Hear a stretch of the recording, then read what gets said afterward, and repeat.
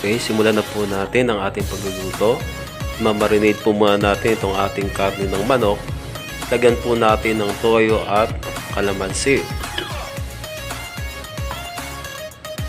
Ilagay na rin po natin ang ating pamintang durog.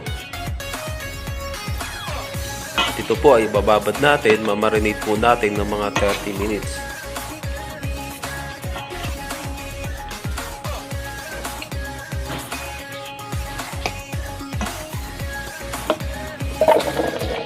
Okay, yan naman pong ating patatas ay prituhin po natin ng bagya.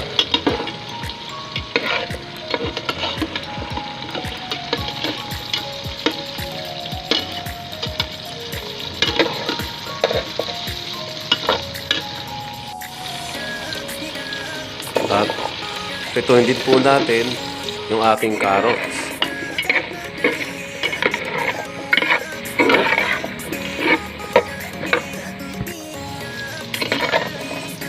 Okay, tanggalin na po natin at tatabi po muna natin.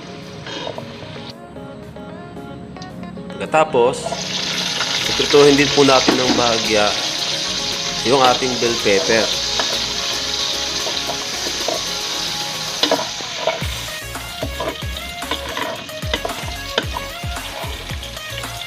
Tapos, tanggalin na po natin at itabi po muna natin. Pag-isa po tayo ng sibuyas.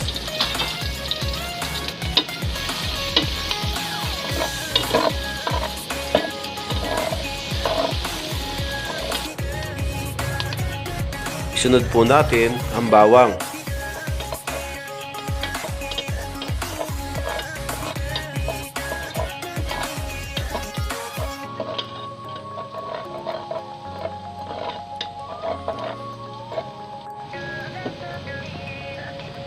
Tapos, ilagay na po natin ang ating manok.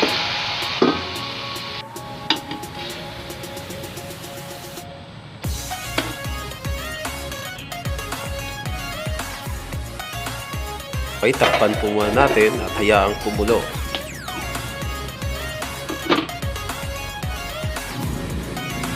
Okay, ilagay na po natin ang dahon ng laurel. Sunod na po natin ating siling labuyo. Kuha natin at pagkatapos tingnan po natin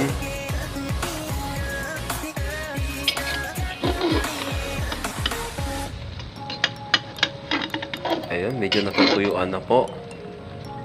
Alis na yung lansa nito.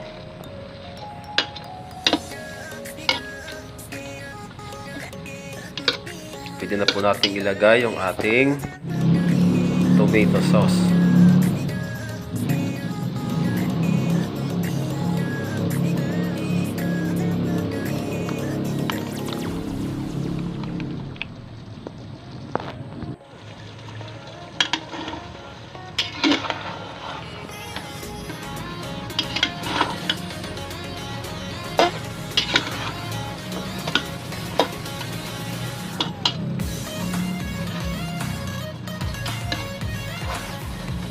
Okay, lagay na rin po natin ang ating keso. Lagyan po natin isang basong tubig.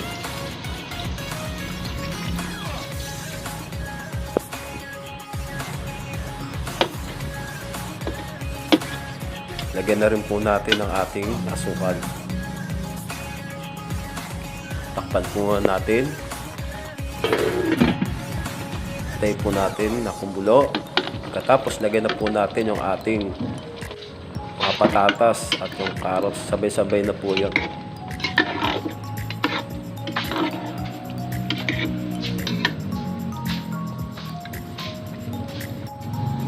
Okay, takpan po muna natin. Ayan na po. Luto na po ang ating kalderetang manok.